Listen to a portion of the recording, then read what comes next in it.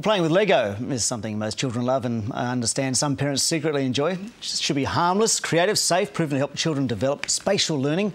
But new research from Canterbury Uni has raised some concerns. Joining me now is Dr. Christoph Bartnick from Canterbury University.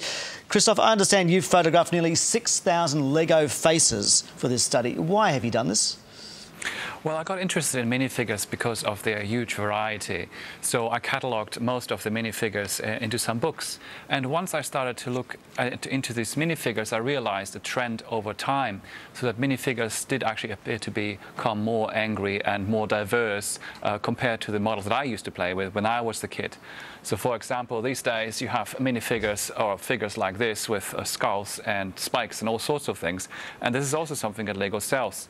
So there's certainly a trend in terms of diversity, and we were just very interested in documenting how such a long-lasting toy company actually changed, because that way we can actually see how media and the toys that we actually expose our children to actually have evolved over time. OK, so is there a correlation between what kids are watching and kids are playing in terms of what Lego is doing? I mean, is it like, you know, the Harry Potter, are things more violent out there and so Lego feels it has to make more of a negative face on its toys?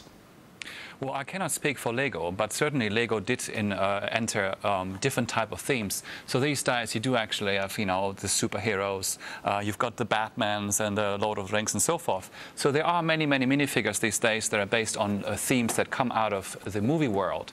Now this is of course a business decision, because this is actually what sells. And you know, you cannot blame a company for trying to make money. That's all nice and good. But of course LEGO company is committed to valuable play, and they are of course also concerned about children in general. They're not, you know, trying to make bad toys, but nevertheless, you know, what we do observe is that a lot of the themes that they produce are actually based on conflicts. OK, look, it seems like you have quite an incredible collection. Where are you going with this research?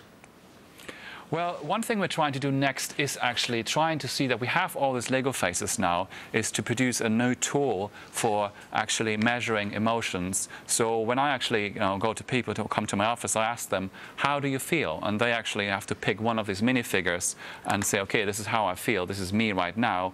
And that is a new tool how people and therapists can actually talk to their clients about emotions. So you're saying that some therapists or counsellors could use Lego minifigures to say, to instead of using words, they can just pick out a figure and say, I'm happy, I'm sad, I'm, you know, those kinds of things.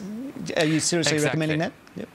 Well, you see, for some people it is quite hard to make this translation of this sensation of an emotion into a word and a number.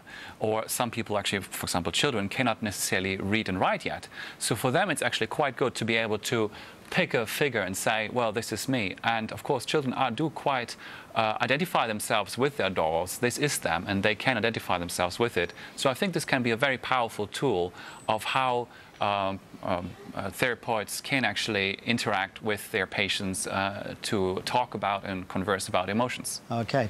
Dr. Christoph Bartnick, thank you so much for your time this morning. Thank you so much.